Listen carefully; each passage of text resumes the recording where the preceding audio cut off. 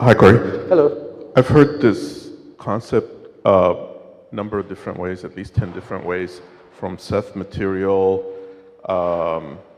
you know, and that has to do with our ascension having or stopping another civilization's ascension. And as of late, I've heard of it in terms of the solar system being the third chakra of a grander being, as it were, and we're kind of preventing its ascension, as it were. Could you elaborate a little bit more upon this? From what I was told, is that the Earth is going through its third, fourth density transitional, just like we are. The sun is also going through this density shift and transformation. The Earth, no matter if we were here or not, if we were happy about it, sad about it, it's going to go through this transition. We're not going to hold it back from the transition. What occurs is that the energy of the beings on it their state can determine how difficult of a transition occurs. It's like we almost become like anchors, as it's trying to go through the energy, so it makes it rougher going through.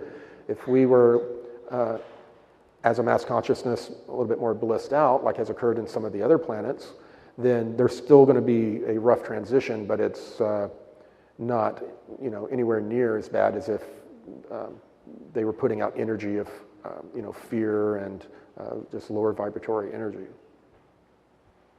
What about a comment about us stopping others from their... The only thing that I heard was similar to that was that, like the Blue Avians, when they were the ancient builder race and they created all this technology to keep out the genetic farmers and to have their own thing going on in the local 52 stars, when they did that, when they ascended and left this plane and left technologies behind, those technologies were then utilized by developing beings that ended up making us karmically tied with that ancient builder race. So they were only able to get a certain distance in their ascension level before we started acting like a parachute. They couldn't go any further because of karmic ties that they had back to us, including over the last couple thousand years when they've delivered information hoping that we would take it and learn from it. Instead, we make religions out of it and control systems. But I hope that answers your question. Hi, Corey. My name is Tanya Tays. I want to say hello to you. Hello. Hello.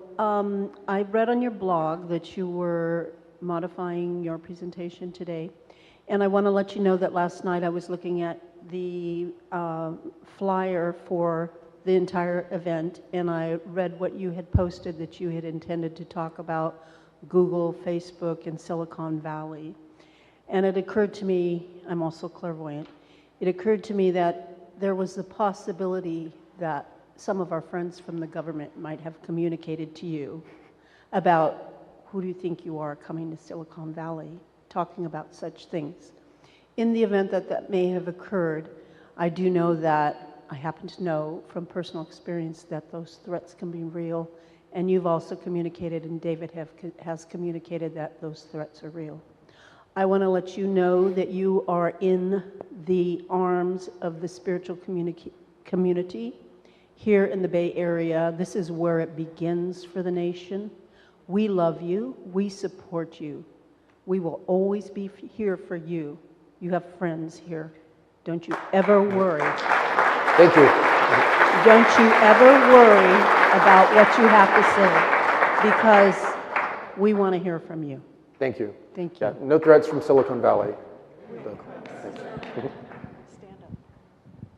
Hi, Corey. My name is Leslie Danielson, and I have a question. Does any of those blue avians get reincarnated into this plane, and are they here with us as humans also? Yeah, there's probably a bunch of them in here now. Seriously, yeah. Okay, because I have been to Sarah ceremonies, and I am known as a mother of feminine energy, and the energy of feminines that came to the ceremonies are blue, a lot of them, on the ceremony of the Sapito. So I just wanted to know if I have any connection with them. Yeah, I mean, there are a lot of incarnates here from a lot of different civilizations in the higher densities that are starseeds that are here to work. Hey, Corey, Hello. Thanks for coming. Could you clarify perhaps the consensus that you're getting from SSP, Blue Avians, and Anshar with regards to the kind of the process of the transition at the time of the event, of the solar flash? Just in terms of, I'm a little confused after hearing David last night, or yesterday. I mean, are we all going to get like swamped and blown away, and then they're going to come and help us, or? Yeah, pretty much. It's a rough day on planet Earth. rough day, and our cosmic neighbors kind of see what's happening and decide to come over and help us finally. That's, yeah. Now, the big question is, are we able to change that future? And I don't know. The question, when I ask those types of questions and they tell me who am I to try to interfere with the transition of an entire planet,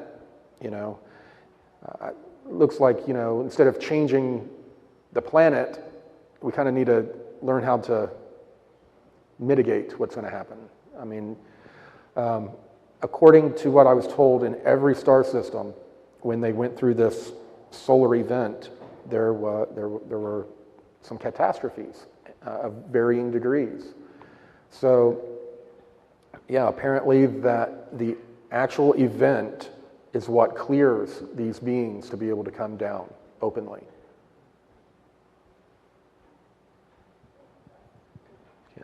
Thank you. Corey, we get information saying that our current president is cooperating with the alliance, and I'd just like to know if you have any intel on that. Yeah.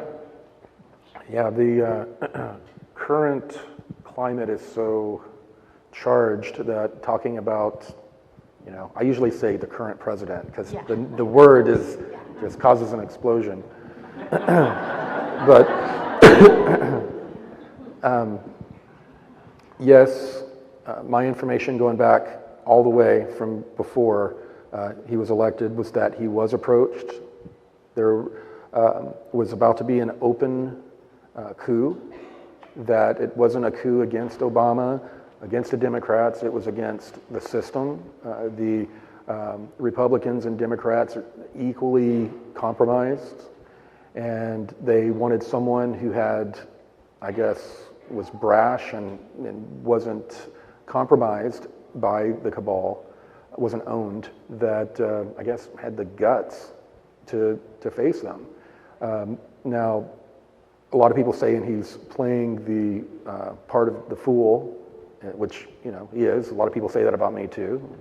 That's okay, I'll own it. But he is just a small part in an alliance of many countries that are working to get rid of this very occult group that has been running the planet for thousands of years. And for the average person that watches the news every day to be told that these horrific things are occurring when we don't see anything like that in our created reality, that's a big leap to try to ask people to take. So then asking people to believe that there's an occult group running the planet, and then trying to ask these same people to believe that they're ETs, I mean, it's all a part of disclosure. All of this stuff is a part of disclosure. And I don't think when all this information comes out, none of us are going to be like, yes, my side was right. We're going to be like, oh, I voted for that guy. Oh, no, It's going to be like that, and we're all going to have to just move on. The number one thing is just, especially us in this community, is pulling ourselves out of that that created environment for left versus right and all of that. It's all created to cause division. Another main reason that they most likely don't want us to know about ETs is that all of our cosmic cousins around us, they don't have yellow hair and white skin. You know, we hear about the Nordics a lot. When I saw them, they were all different shades of brown, and there were all different types. And, you know, on this planet, we're still dealing with, you know, racism and crap like that. I mean, and when the beings come out of the sky to help us, what are we going to do? And they have, you know, they have brown skin, and we have these preconceived ideas. I don't know, we're going to have a lot to deal with when these beings come down, and it's like I said, it's not going to be anything like even us, how we think it's going to be. It's going to be an amazing event. Hey, Corey. Hello. Hi. First of all, just a really big thank you from me, of course, and like everyone, for all this stuff that you do, because it's still a choice to do this, and you bring it to us in a way that I think is just really helpful, but most of all very empowering, and that is so useful. So thank you very much for that. Yeah. Yes. So I hope you feel that love. And also, so obviously, predicting things in general, there's so many nuances, I'm sure, and moving pieces, but I just kind of wanted to get like your general opinion on Antarctica, and if it's kind of like, if you see it, if it would make sense to call it kind of like a wild card, so to speak. Yes. Because it's just been a real wild ride hearing about what's going on down there from you and others, of course, and just like to hear you speak about that a bit, because it seems like I constantly see every other day there's something in the news about, you know, an accident there, or scientists are doing this there, but it's very interesting. Yeah, it's obvious that they're trying to keep Antarctica just a little bit in our consciousness. And there's a reason for that. Yeah, there were a number, I spoke with David, and he was getting some intel as well. I was being told that some of the excavations had become so dangerous because of the moving ice, the melting ice, them using steam to excavate, that there had been major collapses, and that there had been loss of life of even like university types. So, but yeah, I've been hoping, I guess, not expecting the information to come out a lot quicker, but it's been interesting to see, you know, after, you know, I talked about the cavernous area that had basically a city underneath. I think it was the University of Hawaii, or one of the universities came out, and they talked about how under the ice there were these huge thermal domes to where it was like 30 degrees Celsius, and you could be in a t-shirt and be comfortable. And I think it's just information is just slowly coming out to prime our consciousness to a point to where, like, if there was something major that happened and they needed a mass distraction, then a sudden discovery under the ice may be found. And the Navy, this had to be top secret because of the technology used. Certain sonars found technology under the ocean, but now we can release that. You know, kind of mass distraction type of scenario. But that's kind of how everyone has seen Antarctica. Because Antarctica, it's weird because it's part of it they want to show you, you know, the ancient civilizations and that kind of thing. But then there's all of these R&D programs going on down there that they don't want anyone to know about. And a lot of them were wanting me to give intel about the underground civilization, under ice civilization that they found, but they didn't want me talking about the research and development bases. But, you know, I talked about both.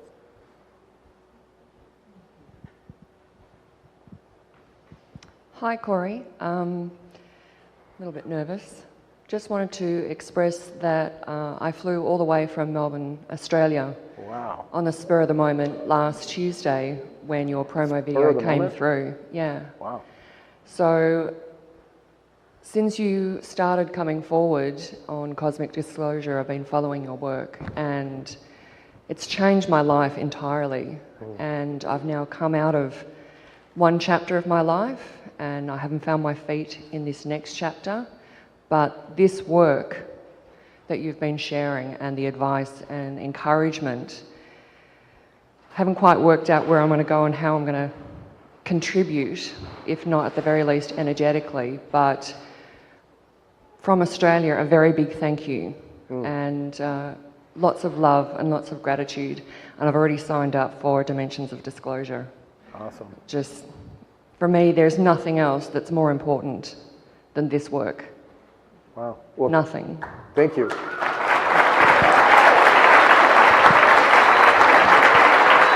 As long as I can remember, I've been interested in what I call this cosmic totem pole, and I always wondered, from your perspective, you're the only one I know who's been talking to beings. Who or what do you think might be at the top of this totem pole? Some kind of god, goddess, all it is? Or is it a field of consciousness? Have you, any of your beings talked to you about the ultimate creator source? And is it a personality or just a field of consciousness? What do you think? Okay, thank you. So, what is the one infinite creator? Is that basically your question? Is it a man? Is it a woman? They have a beard? Sit on a chair? Yeah. Now, I talked about this on Jimmy Church the other night. Now, oneness is the most important concept to understand. It's one that very few have fully understood, and it was only recently that I fully understood it. Basically, the one infinite creator wanted to understand duality. And it didn't want to understand duality from your point of view or my point of view. It wanted to understand duality from every perceivable point of view possible. It wanted to know everything about duality, the experience of duality. So it exploded into innumerable sparks, of which all of you are. Each of those sparks is the one infinite creator. We are the one. We are a piece of the one. And it dispersed itself in this creation, this universe, which is an electric universe. You know, what do you have with electricity? Negative, positive. Everything is based on that.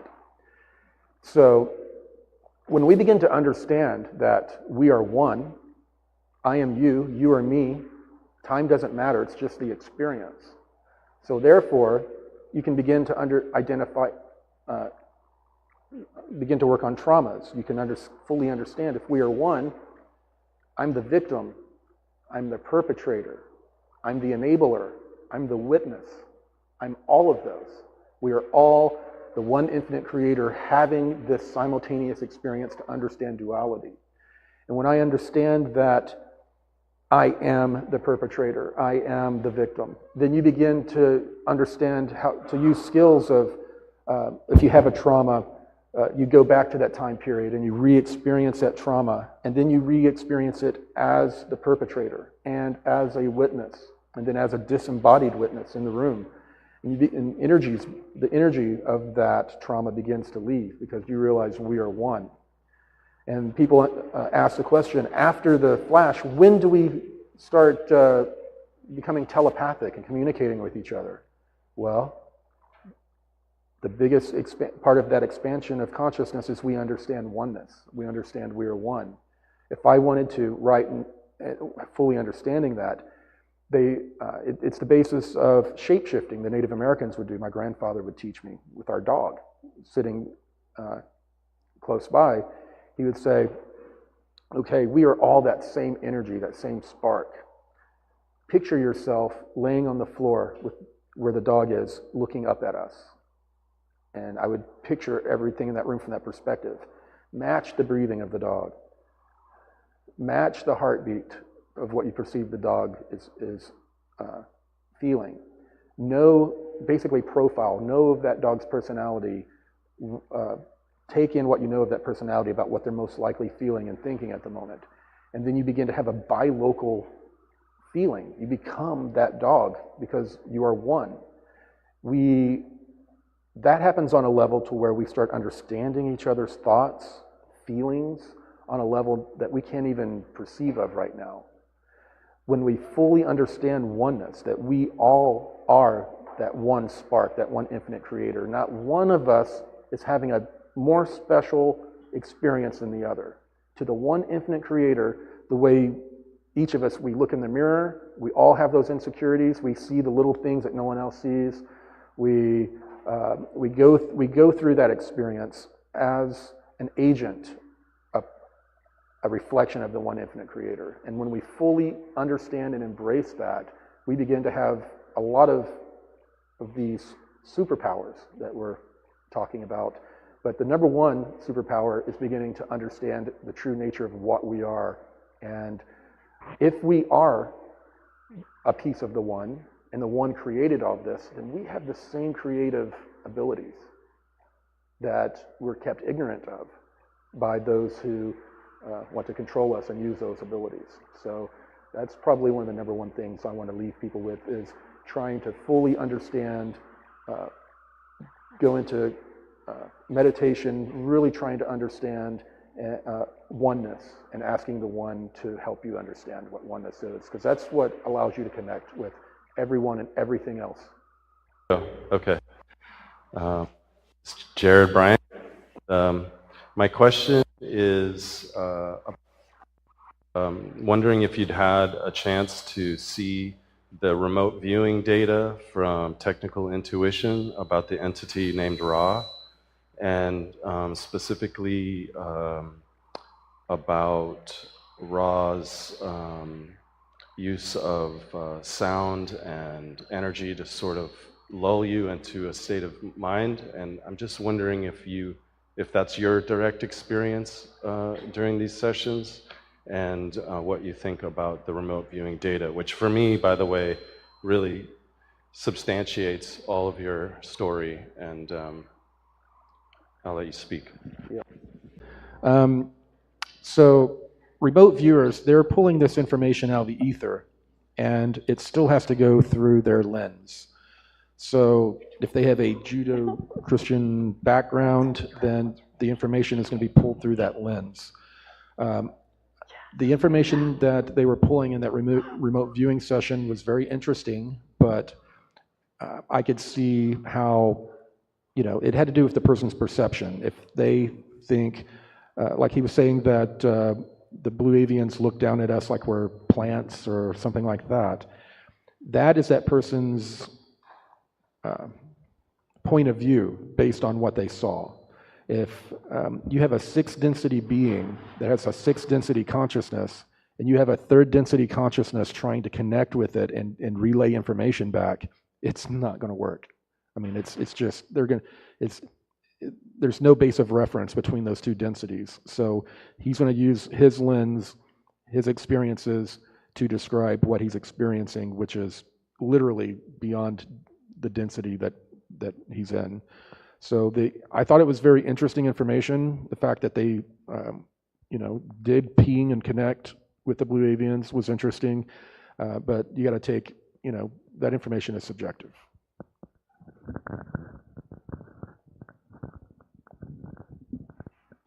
Hello. Hi, Corey. I'm back here, way in the back. And hi, everybody. We're one. I want to take us back to, you were just talking about oneness, but I came here today with this question, listening to your material. So there's this conflict in the ideas for me in terms of the solar flash, the solar sneeze happening, the ascension happening at that time, and then this idea, or the idea of this prolonged disclosure, and it seems kind of pointless if this event is going to happen and awaken everyone. And what it is making me think of is, the level of anger that's, the potential level of anger that is available through these events. Are the agencies that are wanting to have this long-term disclosure kind of trying to hide out behind their own crimes of sort of we as humans forget very quickly, and so Yeah, the plan all along was to, they knew that at some point there was going to be a big event, geological, solar, whatever type of event, and that they most likely would go underground, according to their beliefs, wait out, civilization, falling, and then come back. That has been their plan all along, and to give us as little as possible to appease us up until that point. They could, us knowing aliens, or they could care less. Right. They're just trying to appease us until, their scenario plays out. So my follow-up to that is just how do we deal with the forgiveness part of it ourselves? Is the Blue Avians talked about any of that, how we deal with that through this course in forgiveness, not just of ourselves, but these crimes against humanity? Well, the people that have not done the work of working on their traumas from their childhood and, day-to-day traumas, if they haven't worked on those, how in the world are they going to work on such a large trauma? The people that have done the inner work are going to have a rough time, but those who have all of these hair-trigger traumas they're going to go berserk, and it's going to be bad. And we're going to sit back and watch, people flipping over cars and burning, places down. It's just going to be a part of the process. I don't know of a way to really mitigate it, because people have been kept so dumbed down, so asleep, and constantly, daily traumatized by even the media that they watch. So it's just the state that we're in, and that's what we're going to have to deal with. Hi, Corey. You've talked about galactic slavery. What's going to happen to the people in Mars? Or I don't know much about it. If whatever you've seen, what about their consciousness, us getting to understand what's happening to them, and then getting freedom, if that's really what hopefully happens? Well, the people that are slaves in places like Mars and a few other places in our solar system, that a lot of them don't even believe the Earth is inhabited anymore. They think that they're it. After this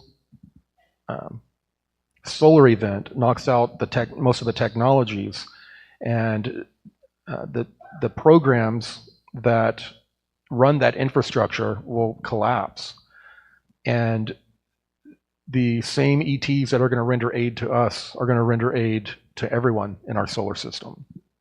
So they will have aid rendered to them. Now, there's another aspect of, there are some of the people that have been taken into the slave trades and are in other star systems.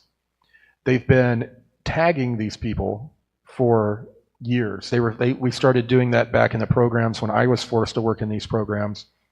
And at that point, the Alliance had already developed, and they were starting to tag these people so there'd be a way to retrieve them in the future.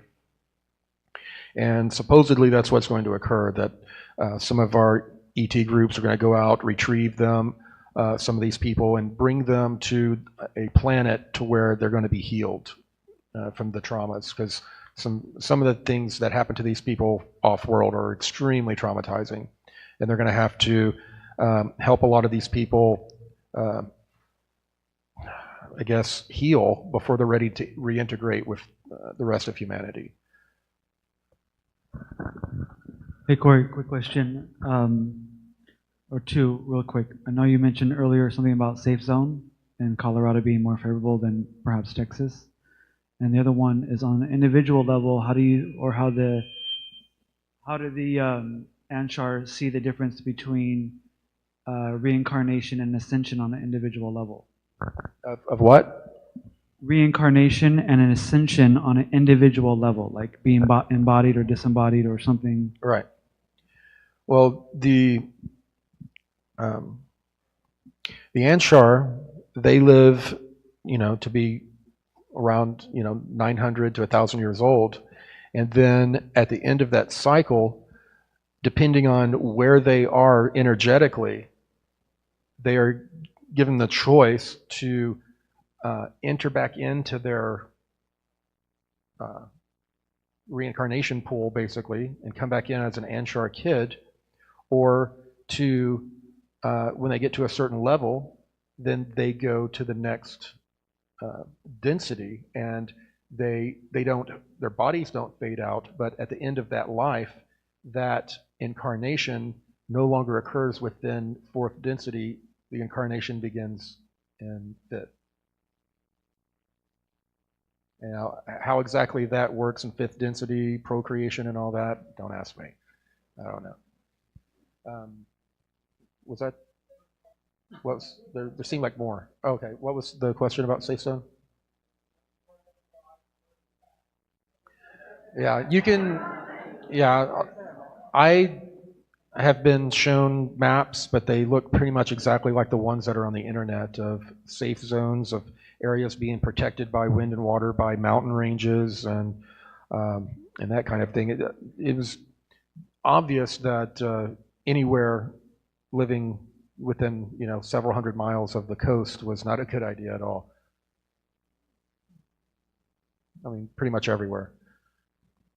Hi, my name is Eric, and first of all, I'd like to express my gratitude for you coming forward and sharing this information and bringing it down to an understanding for me. You know, 2 years ago, I was just living a normal life, unaware and awake, you know, and then I met somebody that has similar information to you, and similar to our friend in Australia, 30 days ago, I was first introduced to you, and immediately booked our tickets to come here from St. George, Utah. So there is people that are awake in Utah. It's interesting. It's interesting.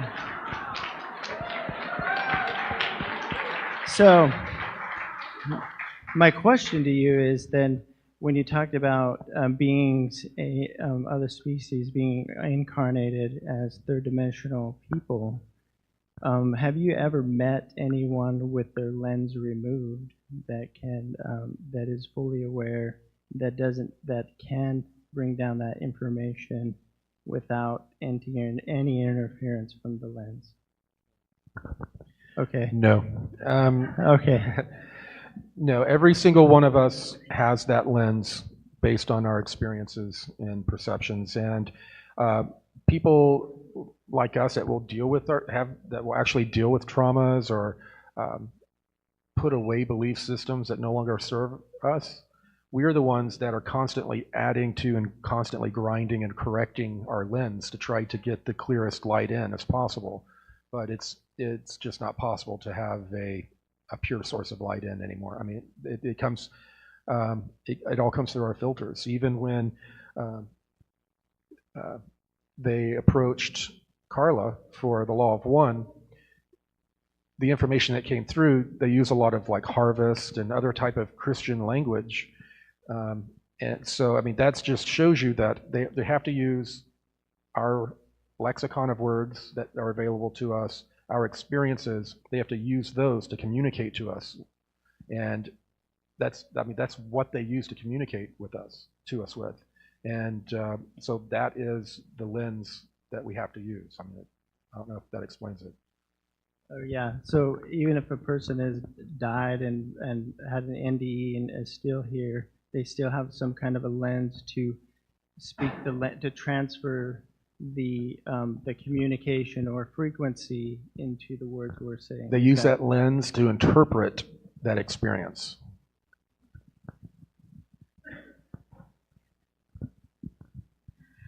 Hello, Corey. I'm so excited to be here today. I've been meaning to meet you many, many times. I've had opportunities and never given myself permission to come because I'm always giving to my children and not myself. But what I wanted to ask you is, if there are enough people here that are more energetically charged and we are subject to death in this cataclysm, does our energy fall like acupuncture points upon the planet where we fall and help raise the vibration of the place that we're at to mitigate some of the chaos of the people around us who are devolving in? Well, there are a lot of people here that are holding energetic space for the rest of us. And some of the missions have been for people to come here and just be and share their energy. I mean, that's it. And I think certain nodes on the planet, they've made sure that certain star seeds are either born there or find their way there to help balance some of these energetics. It's something that's, it's like a, I don't know, it's like a big musical piece that's being orchestrated from all the different densities and all of these different beings within the densities, some of them coming here to incarnate as us, some of them coming here energetically or physically.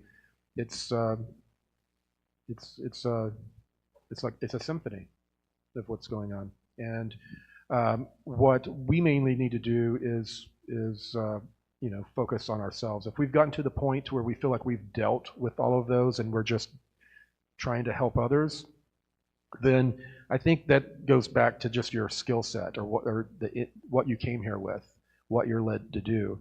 There are some people that are doing energy work I don't even begin to understand, but I know that they were brought here to do it and that it's just as important as everything else, an important part of the cycle. So I really don't know a better answer than that.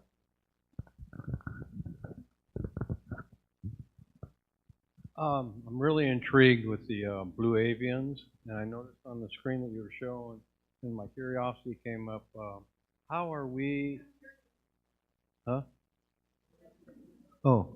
are we developing our human consciousness interfering with the blue avians and their ascension? What's interfering with them is the fact that we had a developmental process that would have occurred with or without them, other than the fact that they had the technologies that they had left behind were used in war. And that ended up tying them karmically and energetically to what was going on. They further got tied when they said they came down 3 different times to bring us information about oneness, to help us understand oneness. And every time we turned it into a religion or a control system. And that karmically tied them to us. So until we've moved to a certain point, they're just kind of stuck observing us. Hi, Corey. Thank you so much. It's a pleasure being here. My question has to do with how you, as we are informed through our truth lens, initiate collaboration with other people doing the same worldwide, globally, to spur a quicker and accelerated path. So specifically, are you able to communicate and collaborate with people like Cobra, as well as Dr. Neruda with the Wingmakers, and finally someone like Daryl Anka with Bashar? Yeah, and I've spoken with some of these different people, and getting collaboration in unity, it sounds great, but it's really hard to do. I mean, really hard.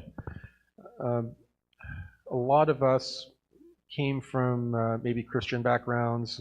We didn't have such a good time in that environment, so we chose to leave. A lot of us, not all. But so a lot of people joke around about, you know, the Christian church or that religion, when this community behaves exactly like it. They split up into all these denominations. Every other denomination's a cult. Every other person is delusional, but I've got the way and the light right here. I figured it out. That's how a lot of people are. So the number one thing I've been trying to do is just get us to a point to where we agree to disagree. We agree that none of us has the truth, but we all want it. And to agree to not rely on these UFO belief systems we've all developed, you know, and not debate those, to put all that aside and to find a topic that we can work together on. That's why if we talk about aliens, oh no, aliens are all good. No, they're good and bad. No, there are no aliens, they're demons. You know, it goes into this That's why I've been trying to get people to work on things more down to earth, like suppressed technologies and things that are that the people haven't been programmed to have the giggle reaction to. Hi, Cody. My name is Jesus, and then my question is that we live in an holographic universe. It's like a big computer. I'm sorry? That we live in an holographic universe, like a big computer system. Right. That's what I heard about it too. That's why my question. Right. Well, as I stated at the beginning, a lot of people think that we are a part of a large simulation, which could be a computer. But the way I like to see it is that we're a part of a big daydream. Someone, kicked back and had a big daydream, and we are that experience. So it doesn't totally resonate with me that we are a simulation running in a machine somewhere, though, I couldn't totally discount it. Hi, Corey. My name is Lisa, and this has been such a journey, learning about this information and going through all the sort of realizations of, okay, the world's going to be destroyed. I was working on climate change and, sort of saving the world. So it's been a big journey to sort of wrap my head and my heart around, what's going to happen. And I recently experienced a retreat where the teacher was channeling, and the messages he was channeling are so similar to what you're saying, what the Anshar are saying, that I'm wondering if there was, part of that was coming through. And one of the things that came through was that by us, we keep talking about go inward, do your work, hold the vibration of love, higher frequencies. And by each of us doing that work, I'm curious, I haven't really heard a lot of people talking about the collective impact of that, or, critical mass of that. And what came through the channel was that that there's actually the ability, and they were talking about third dimension to fifth dimension. I don't really know how that correlates to densities, but they were saying we need to shift our vibration to fifth dimensional, 5D. And if we do that, there's actually the ability to influence timelines and outcomes, but I don't know what that would be, because it seems like it's a given. It's blowing up. It's, this is happening. But what could happen on a collective level if all of us are doing this work and that scales or spreads? And is there any point in trying to influence timelines or outcomes? What's your take on that? Yeah, I mean, what I said with the other stars in our local cluster is that the transition that the planet had depended on the state of the consciousness of the beings on it. It affected it. So any work that we can do to affect the mass consciousness, yes, it's going to have a direct effect on the experience we have when this transition occurs. So doing the work is still very important up until the very last moment of the flash, because every bit of energy that we put into it counts. And on that, I'm going to have to end it, because I know we have someone else coming in to speak, and I need to go to the bathroom. I will